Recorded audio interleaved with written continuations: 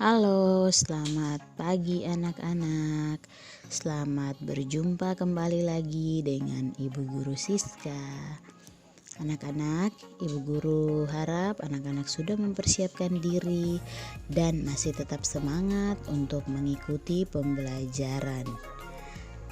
Hari ini kita belajar di tema 8, subtema 2, kita masuk pada pembelajaran 5 dan pembelajaran 6. Ibu guru akan menyampaikan tujuan pembelajaran kita di hari ini, yaitu yang pertama, anak-anak dapat menuliskan teks menggunakan tanda tanya pada akhir kalimat. Dan tujuan yang kedua, anak-anak dapat menuliskan kegiatan yang menunjukkan persatuan di sekolah. Kemudian tujuan yang ketiga adalah anak-anak dapat menuliskan penyelesaian masalah terkait lama waktu. Ya, anak-anak, kita lanjut saja pada materi kita yang pertama, yaitu menggunakan tanda tanya pada akhir kalimat. Kalau kita bicara mengenai tanda tanya atau kita belajar mengenai tanda tanya, Ibu Guru yakin anak-anak sudah sangat tahu apa itu tanda tanya. Tanda tanya itu apa ya? Nah, tanda tanya itu bentuknya seperti apa ya? Tanda tanya itu digunakan untuk apa ya? Anak-anak mau tahu? Ya, kalau mau tahu kita langsung saja Ibu Guru tunjukkan. Ini adalah bentuk tanda tanya. Anak-anak dapat lihat, Ibu Guru tampilkan ini gambarnya. Ini adalah tanda tanya, bentuk tanda tanya. Bentuknya seperti ini. Nah, tanda tanya ini digunakan untuk apa ya? Nah, tanda tanya ini digunakan untuk mengakhiri kalimat tanya. Tanda tanya ini digunakan untuk mengakhiri kalimat tanya. Kalimat tanya digunakan untuk apa? Kalimat tanya digunakan untuk menanyakan sesuatu. Kita mau menanyakan sesuatu, kita harus menggunakan kalimat tanya. Akhir dari kalimat tanya, kita menggunakan tanda tanya yang tadi itu tanda tanya. Jadi setiap akhir kalimat tanya itu kita taruh tanda tanya. Kita menanyakan sesuatu, kita tulis dalam bentuk kalimat, kita harus taruh tanda tanya di belakangnya. Jadi tanda tanya ini digunakan untuk mengakhiri kalimat.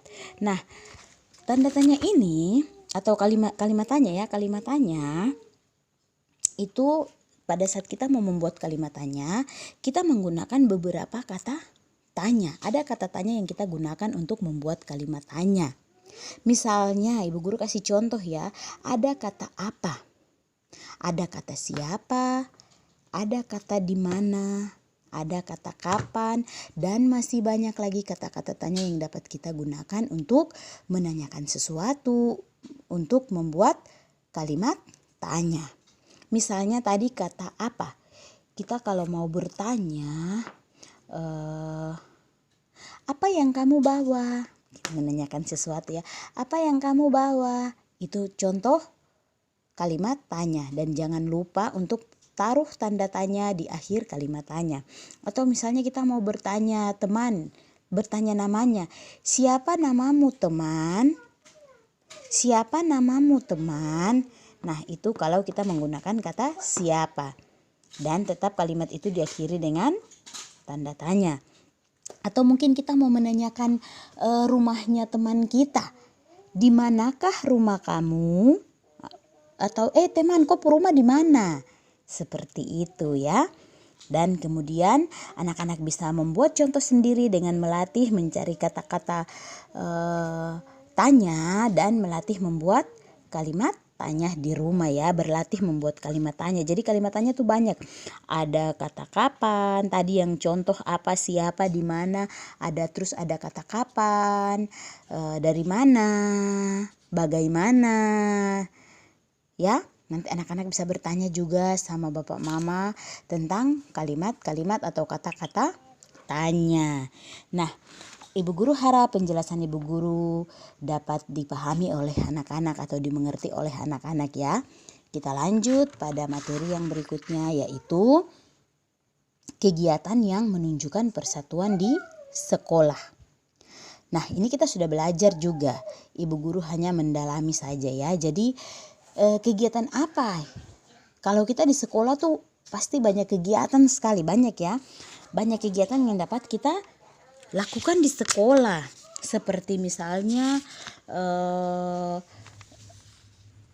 menghias kelas, membersihkan kelas bersama, kemudian berolahraga bersama. Banyak ya, banyak sekali kegiatan yang dapat kita lakukan di sekolah. Misalnya belajar bersama, diskusi, itu juga kegiatan yang kita lakukan di sekolah. Itu juga kegiatan yang kita lakukan di sekolah.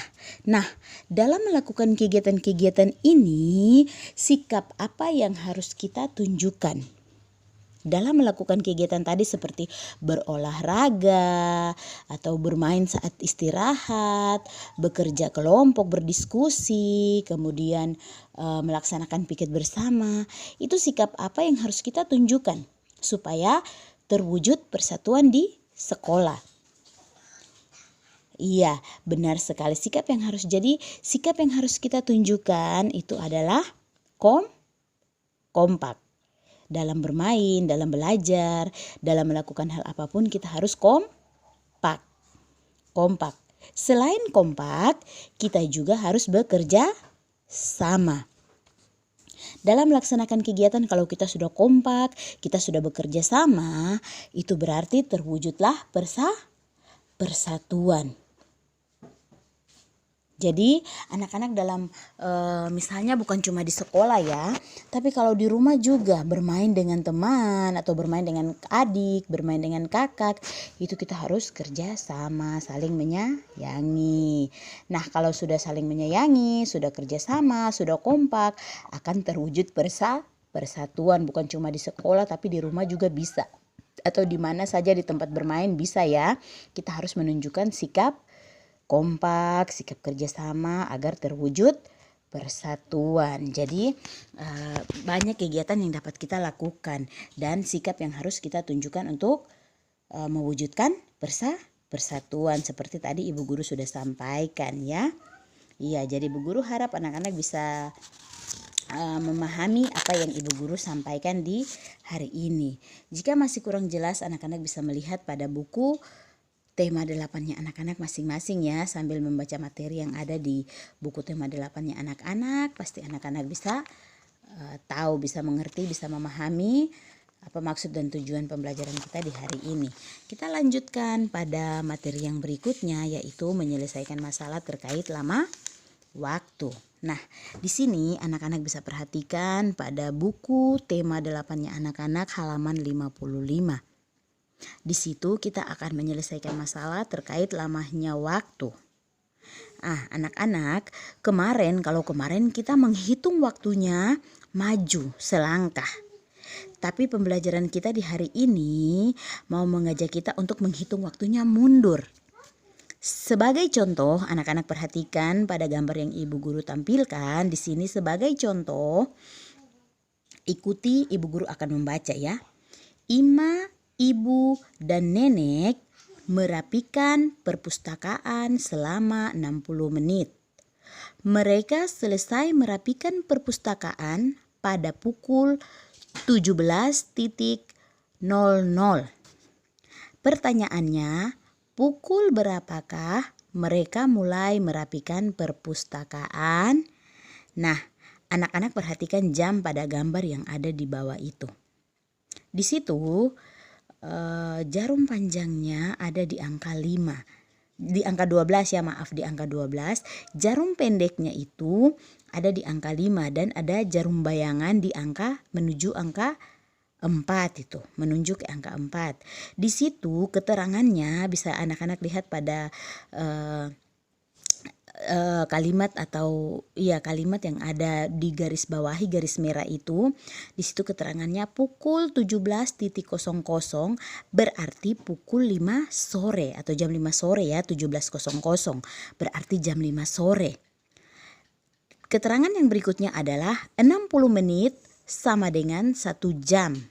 Kita sudah belajar ya, 1 jam itu 60 menit.